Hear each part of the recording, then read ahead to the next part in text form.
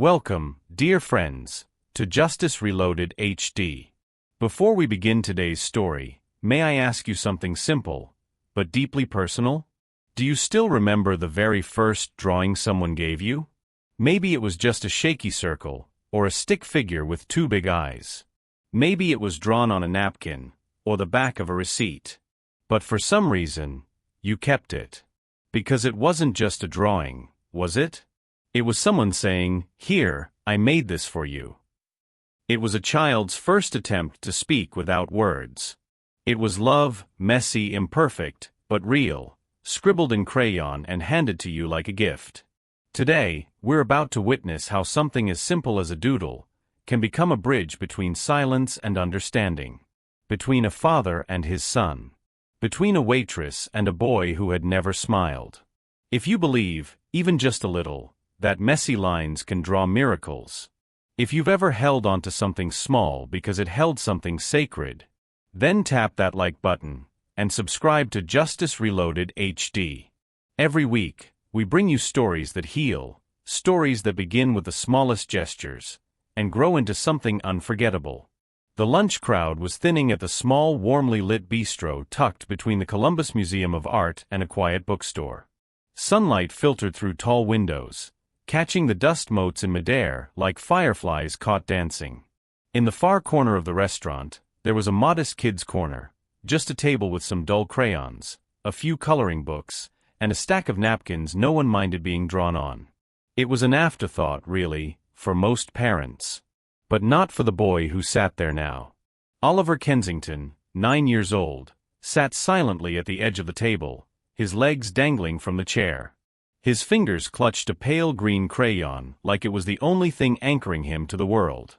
His movements were small, uncertain. He pressed color to napkin in uneven circles.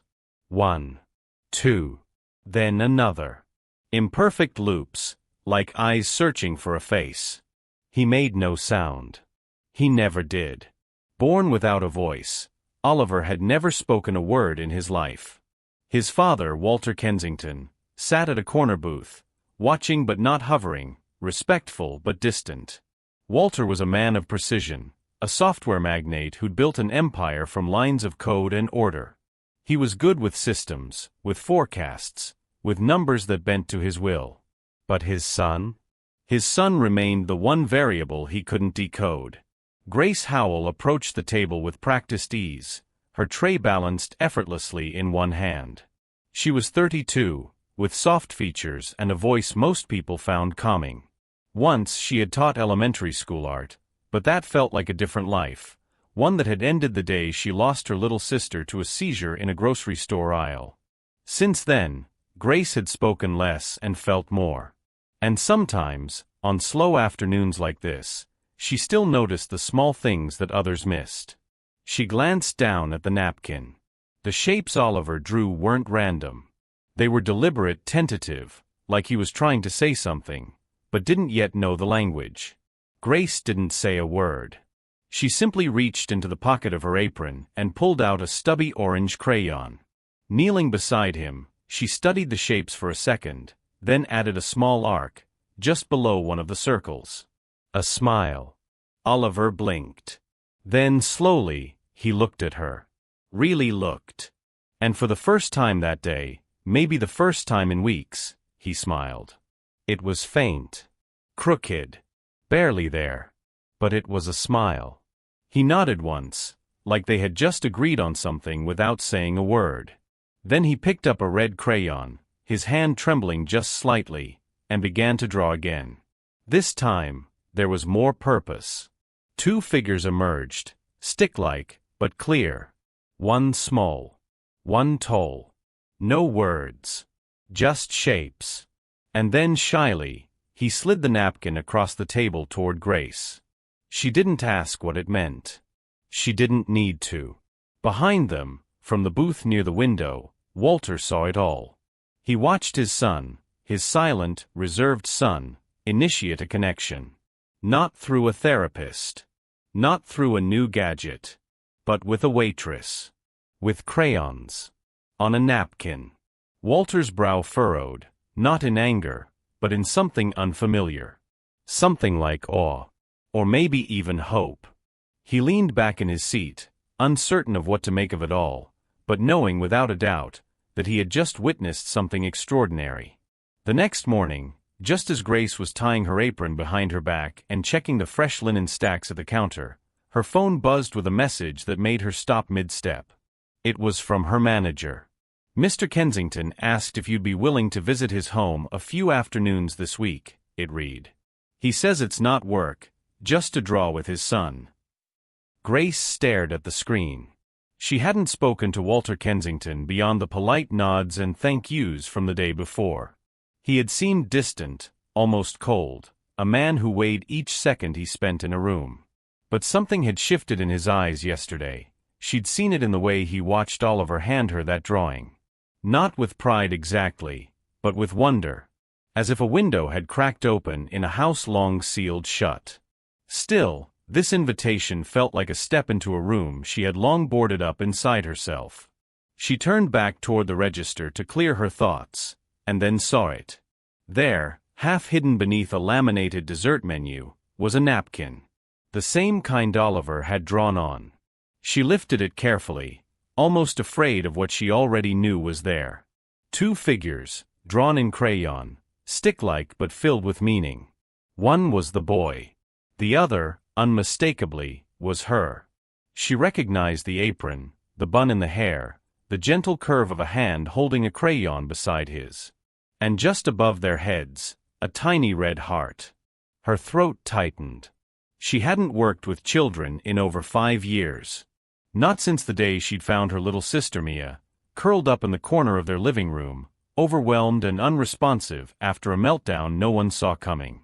Mia had been autistic, brilliant in ways no one ever fully understood, fragile in ways the world rarely had patience for. Grace had poured everything into her time, her care, her belief that art could be Mia's language. And then one morning, she was gone. An accident, a moment, a silence too long. Since then, Grace couldn't bring herself to return to teaching. Every child reminded her of the one she couldn't save. Every blank sheet of paper felt too full of ghosts. But now, here was a child who didn't speak, who didn't ask questions, who only drew. And in that drawing, he had given her something she hadn't felt in years.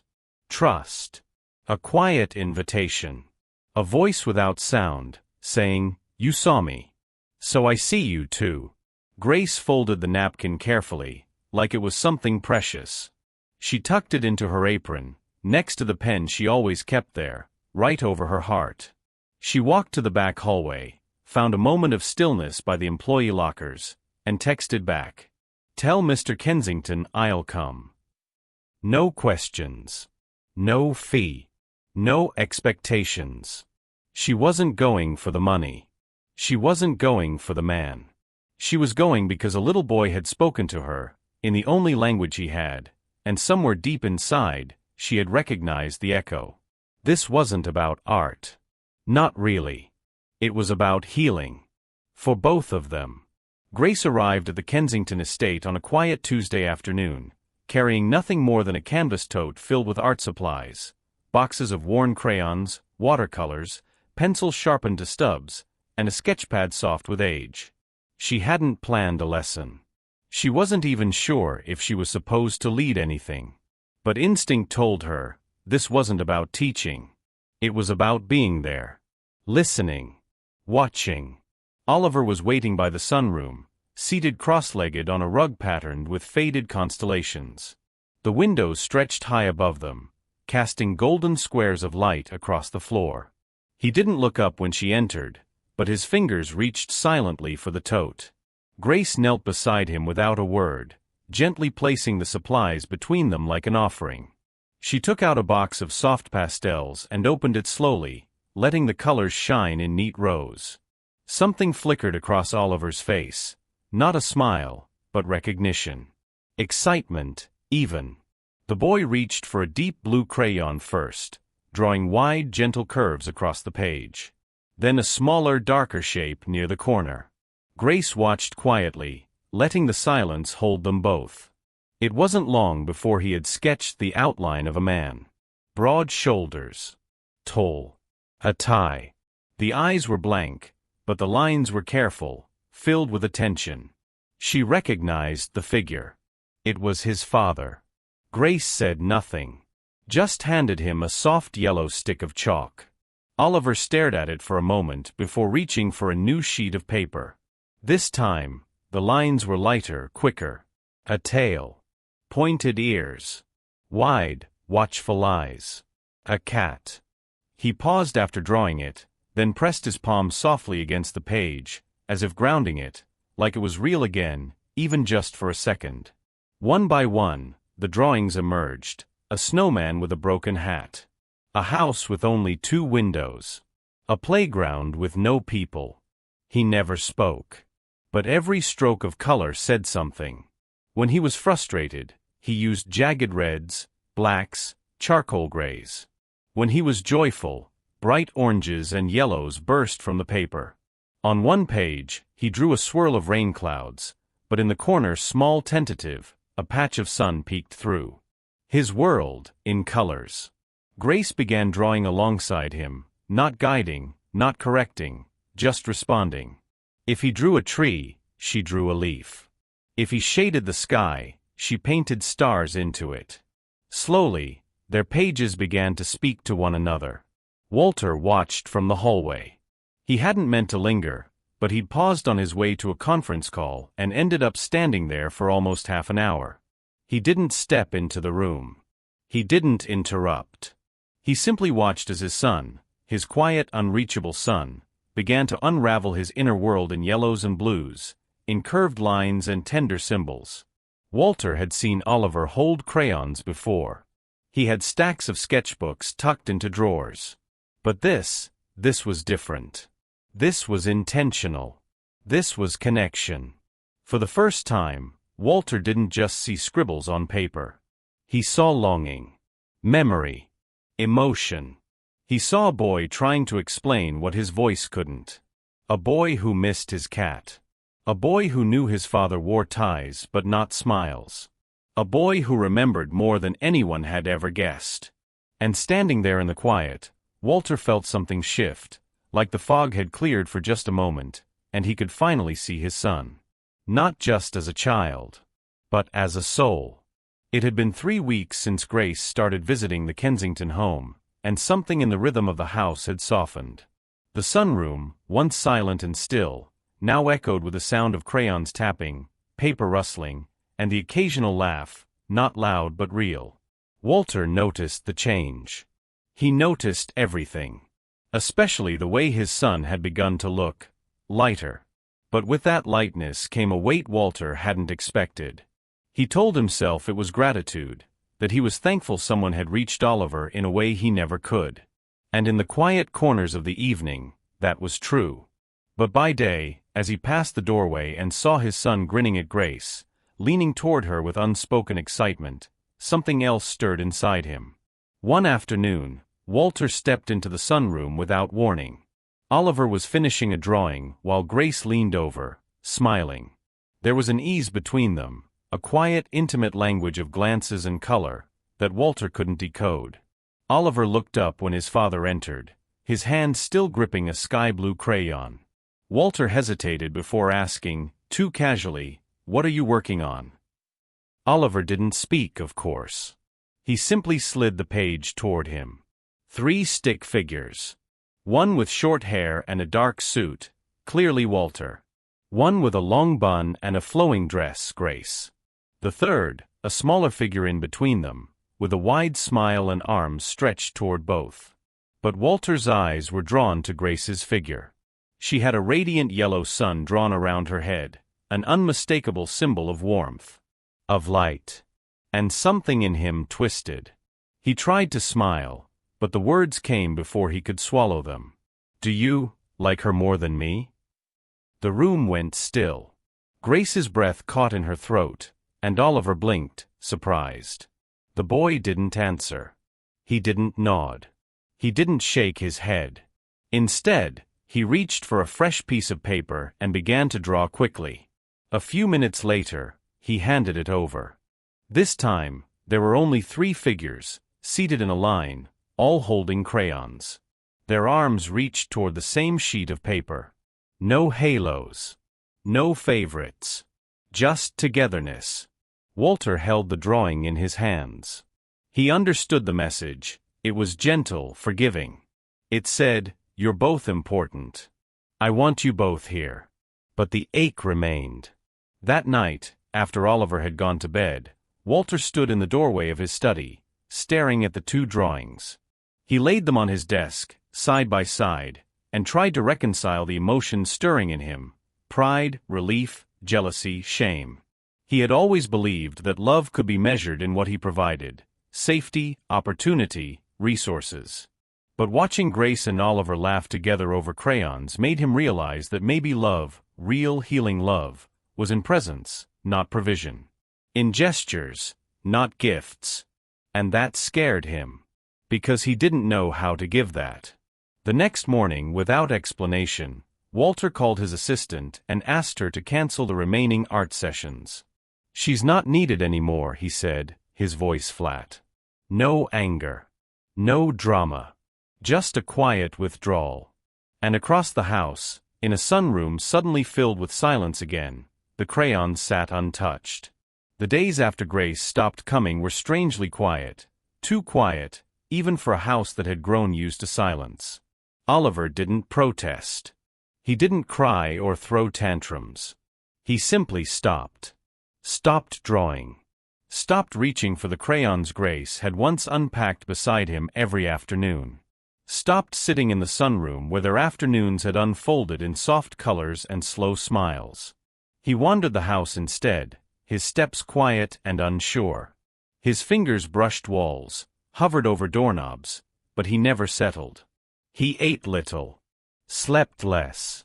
And when Walter asked if he wanted to draw, Oliver didn't even shake his head. He just looked away. Walter noticed, of course. But part of him told himself this was temporary. That it was better this way, cleaner. Simpler. No more blurred boundaries. No more emotions he couldn't name. Still, something gnawed at him. The house felt different now, emptier, even with both of them in it. Like someone had taken the color out of the walls. A week passed. Then one night, as Walter was taking out the trash, he noticed a crumpled piece of paper wedged between the cereal box and a broken pencil sharpener in Oliver's small bin. It was folded tightly, as if someone had tried to hide it, not just discard it. He reached in, pulled it free, and slowly unfolded it under the kitchen light. At first glance, it looked like another one of Oliver's crayon sketches, rough lines, shaky shapes.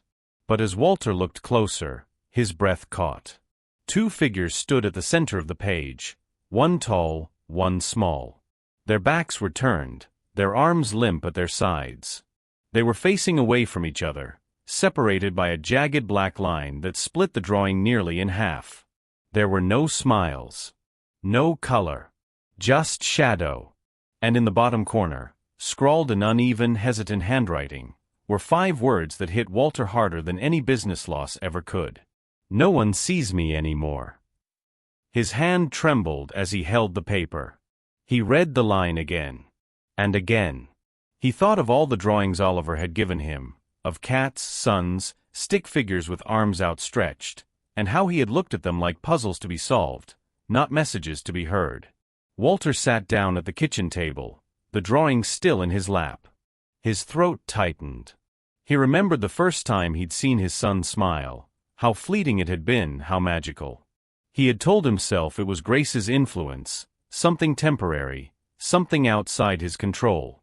But the truth settled in his chest like a stone. His son had never needed art lessons. He had never needed someone to teach him how to draw. He had needed someone to sit beside him. To notice the blue he used when he was happy. The gray when he was scared.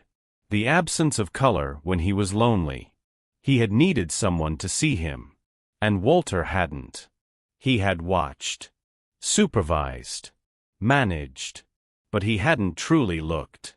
Now, staring at the silent pain etched into his child's shaky lines, Walter felt something crumble inside him. It wasn't the drawing that broke him. It was the sentence. the plea behind it. A boy who couldn't speak had found the courage to write, and what he wrote was absence. Walter closed his eyes and held the drawing to his chest. Something had to change. Not tomorrow. Not next week. Now. It took Walter 3 days to work up the courage to find her. He wasn't even sure where to begin.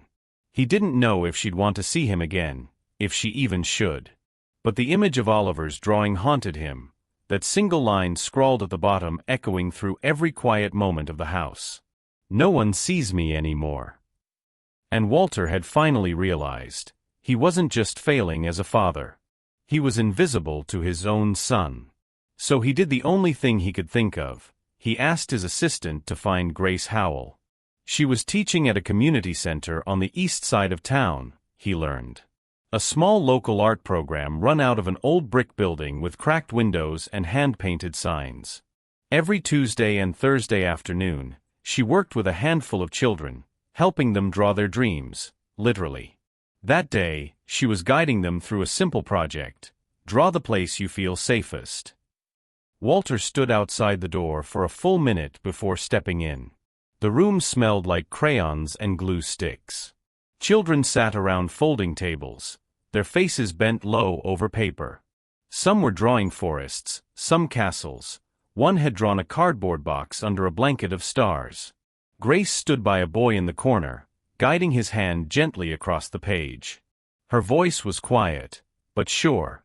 The same voice Oliver had responded to weeks before. Walter waited until the boy moved on to a new color, then cleared his throat softly. She turned. Her eyes widened slightly, but she didn't speak. He didn't know how to start. Words felt clumsy in his mouth. So he reached into his coat pocket and pulled out something small, a worn dented tin box of wax crayons.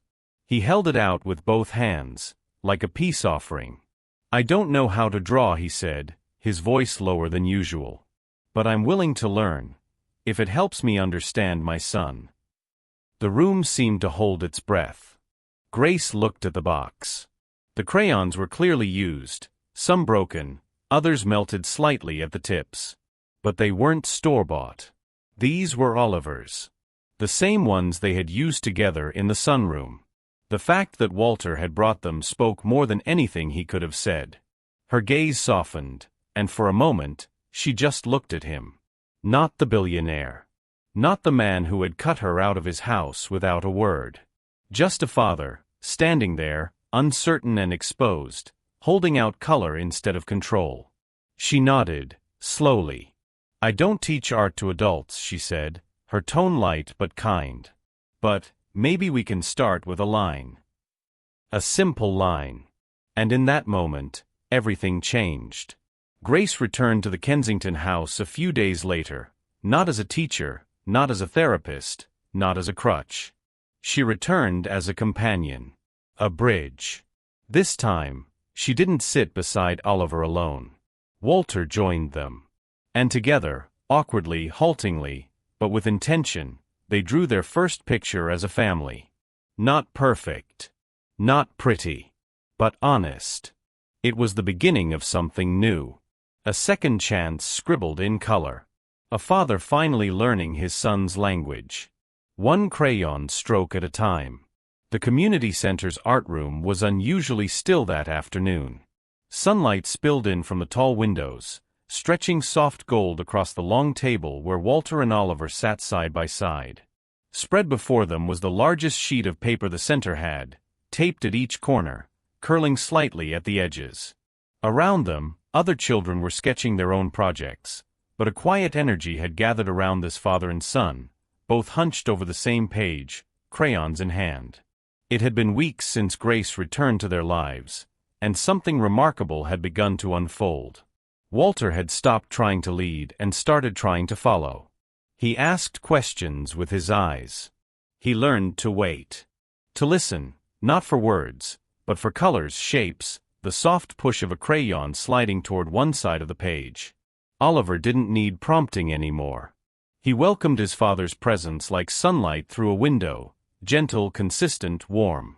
That day, they decided to draw a single picture together.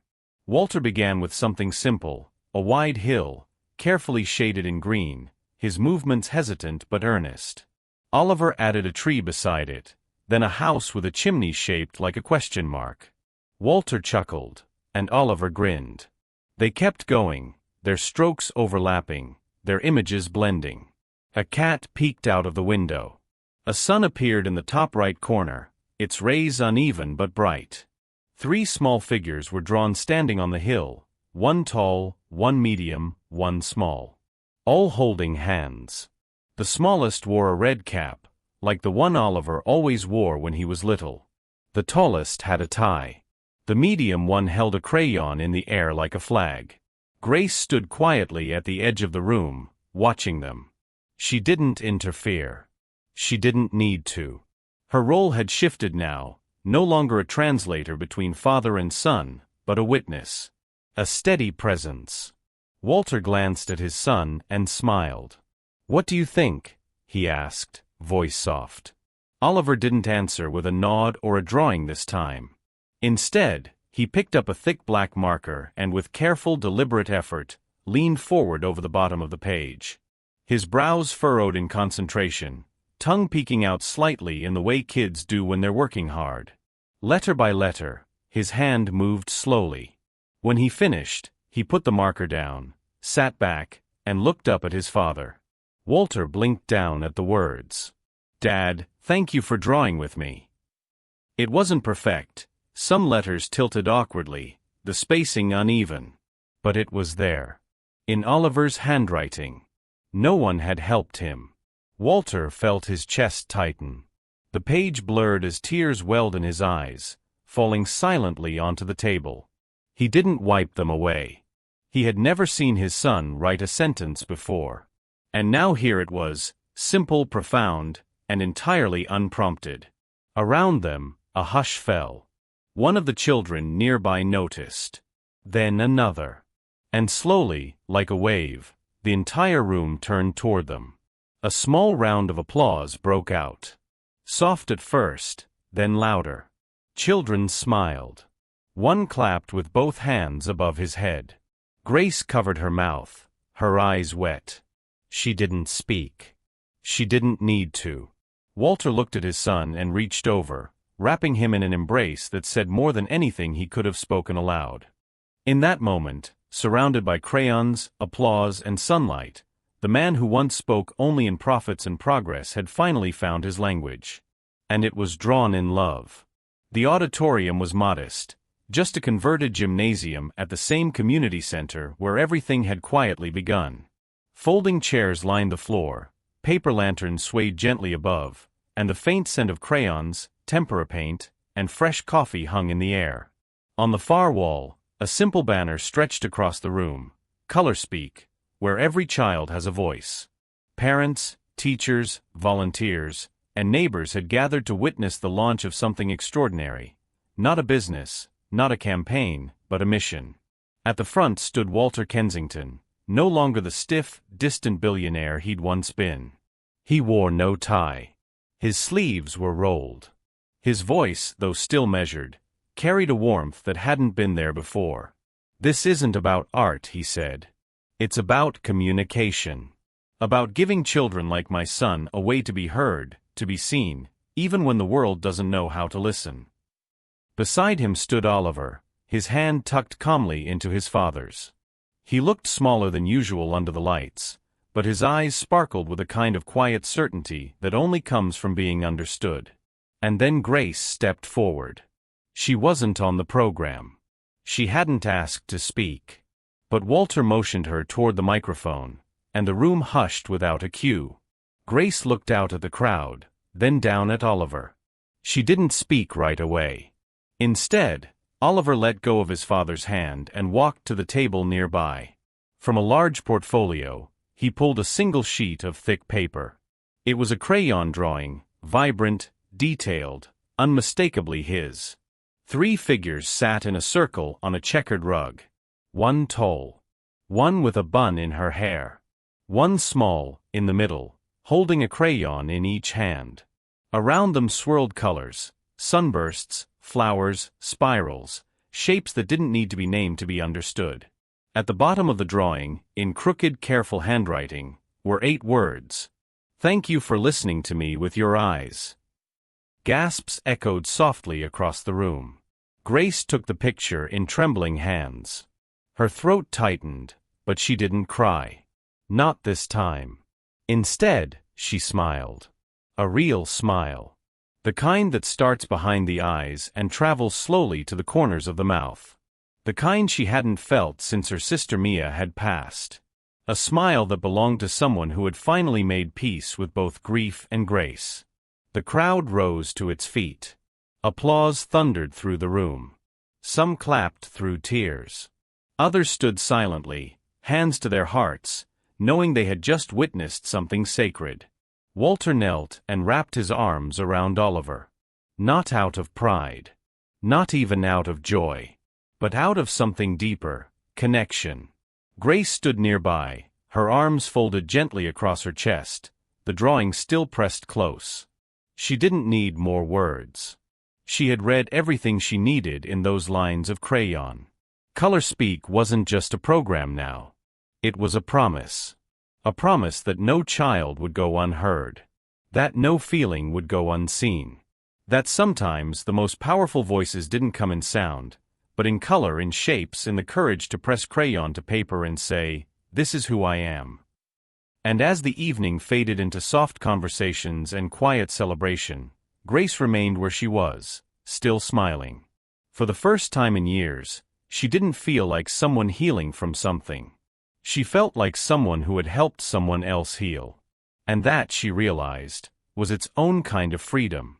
If you believe that sometimes, a single crayon can redraw the shape of hope, then go ahead and tap that like button. And don't forget to subscribe to Justice Reloaded HD, where we share heartfelt stories every week, stories that remind us that healing often begins with the simplest gestures. Thank you for staying with us until the end. We'll see you in the next story.